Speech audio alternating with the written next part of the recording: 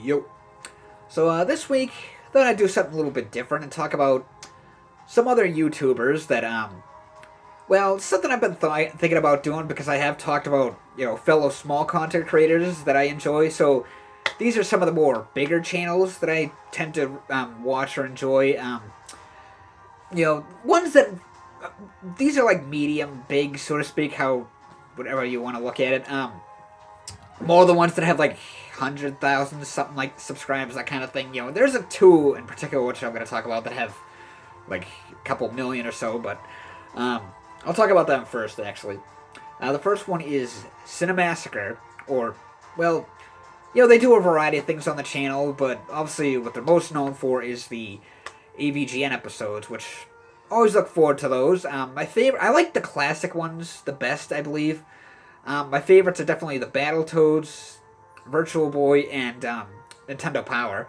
And the newer ones that he's done in like the past few years or so, I feel like they're kind of hit or miss, at least in my opinion. I think the most previous, out of like his more previous ones, the ones that he's done this year, we'll put it that way, I think the one that I really enjoyed the most was the Pepsi Man. That one was hilarious. And of course the one with Gilbert Gottfried. The other stuff on their channel, like the Let's Plays and stuff, I'll occasionally watch them. It kind of depends on what they're playing. And he's James. Well, as well as the others. It's nice to see that they've actually been branching out a bit. And they've been like doing like crossovers and like collaborations with other people, which is nice to see. Even in like the nerd episodes, he's been doing that. There's a cat. The only thing with him that I hate is that it's like his elitist fanboys that are like, nope, they can do Let's Plays and game reviews and stuff. Fortunately, I think that has kind of subsided quite a bit. It's probably because all the other angry retro game reviewers like faded into obscurity. The only one that did do well for a while was Irate Gamer, but even he started to like lose steam over time, so to speak. But the other millions YouTuber that I like is, YouTuber with 1 million subscribers is Boogie29988. He seems like a pretty interesting guy. Like, he does very down-to-earth, like, and shit. His Francis videos are hilarious. I know there's been controversy with him lately, but I don't really get involved in all that, like, YouTube drama and stuff. Because most of the time, not always, but most of the time, it's usually stuff that just kind of blows over. So that's why it's like, that's part of the reason it's like, I got my fill of drama when I was in high school. And the other thing is that it's like, it's almost like, what's the point? But like, a perfectly good example, God, this was almost 4 years ago. Back in January of 2016, when the Fine brothers, long story short, they basically tried to trademark reaction videos, and then they kind of like sugar-coated it. And they, so people saw through it, and they got this massive backlash. And they apologized and canceled the idea and stuff, but people were still pissed, so they lost probably about 500,000 subscribers, active subscribers, I should say. And then their videos would get like about 20,000 likes and 300,000 dislikes. And then it went on for about, maybe about 6 months, and then people just moved on.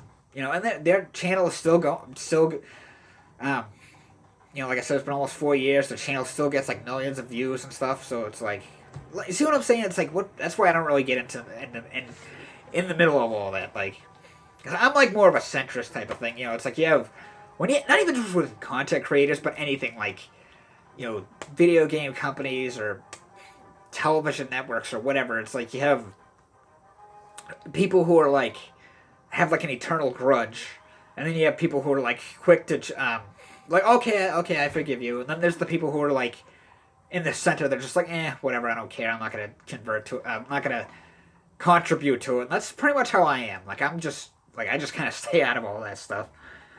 Now, as for the smaller YouTubers,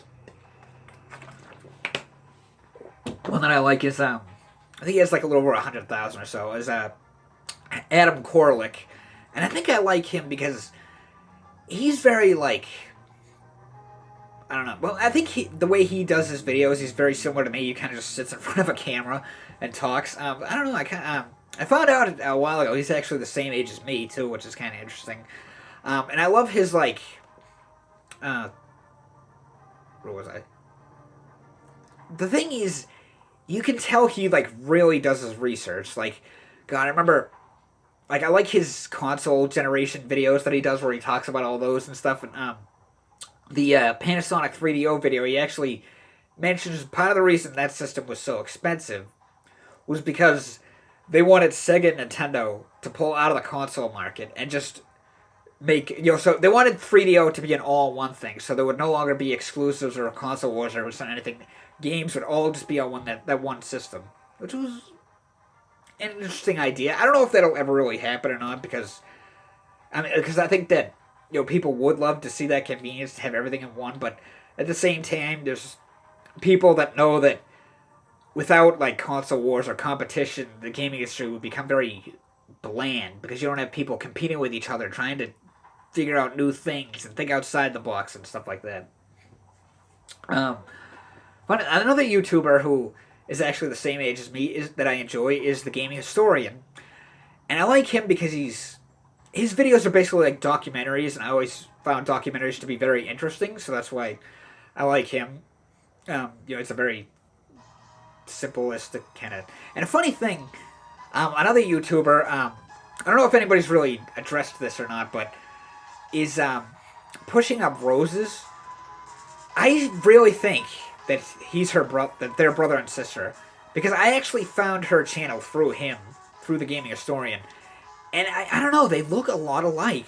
Like, she's another one who does like, if you never heard of her, she does like game reviews, mostly like PC games, like old PC games, and from like the 90s and stuff. I mean, she also talks about like old Nickelodeon shows and stuff like that. But yeah, her and I think her name is Sarah, and his name, Norman, obviously, Gaming Historian. They look very similar, like facially wise and stuff. And I was like, I don't know, because like I said, I don't know if anybody ever touched on this or not, but I really think that they're brother and sister. And another YouTuber that he's close to 1 million subscribers, but he's not quite there yet, is Review Tech USA. And the reason I like him is because he's very straightforward. Like he tells it like it is. Like he's like he's even said that before. He's a realist, and it's like, I don't agree with every single little thing the guy says, but I do feel the same way on him a lot of things, on certain subjects and stuff. I'm like, yeah, he's not wrong about that. That is a good point. Like he's very spot on. Like, for example, like, he loves Nintendo, loves the Switch, but he'll still call them out when they do stupid things. Like, a perfectly good example was Nintendo suing ROM sites. And it's like, I kind of feel the same way. I mean, I know that I understand they're trying to protect their IPs, but I think the whole ROM site thing is just, it's really just a waste of time and money, because you're not going to win. There's ROMs and emulators have been around for decades. There's no way you can ever get rid of it. It's like they say, once you put something on the internet, it never goes away. There's even like, you've seen ads about that on not Facebook, but like on TV and stuff when they would, God, I remember this one I saw, I think I was like in high school maybe even, but it was an ad about some girl who put like a provocative photo. It wasn't real or anything, it was just an ad, but it was like some girl put like a provocative photo on on social media, and then she deleted it, but it's like people had already like saved it into their hard drive, and they're like posting it on other websites and stuff. So that's the thing, you can't get rid of things once it's on the internet. It's always going to be somewhere out there. But yeah, that's the reason I like. And the other thing with Review Tech is, I love his rants, and it's just like funny little analogies. Those are hilarious. Like, a good example of one of his analogies when Street Fighter V came out, and the game was released without an arcade mode. I'm not gonna, where it's like, fighting games are as old as I am, and there's always been an arcade mode. Even the shittiest fighting games had an arcade mode, and suddenly with this one, it's like, yes, it's not gonna come with the game. You have to pay extra for it. And then he did this. Well, first he did a video on it, and then he had an analogy that was like, and he was like, that would be like if I went into a restaurant and ordered a steak and cheese sandwich, and it's like, the waiter gives me a plate which has steak and cheese, and then like the condiments and lettuce or whatever, and he's like, "Sir, I ordered a sandwich. What is this?" And then the waiter goes, "Oh, you wanted a sandwich? Yeah, that's gonna be another $5 for the bread." It's like, no. Oh, that was hilarious. But I feel like there wasn't a long. Whatever. So let's do one more. This one I only discovered him about a year ago, or give or take. It's a SNES Drunk, and a funny thing, the way I found him was I was looking for games that are like best to use with the Super Nintendo mouse, you know, the one that comes with Mario Paint. And so he did a video on it, and I was like, oh, this guy's pretty cool, and his channel's like 95% Super Nintendo, which is my favorite console of all time. So I was like, you know, I'll check it. I'll subscribe to his channel, watch some of his other videos and things like that. And a funny thing, he actually mentioned in a video he did recently, because we finally got SNES games added to Switch Online, and something he had made a video about that last week. And what he had said towards the end of the video was something I had actually said about in a video I did, is that because Natsume remastering Wild Guns and Ninja Warrior, hopefully they remaster the Pocky and Rocky games at some point, which I don't see why they wouldn't if they're doing Wild Guns and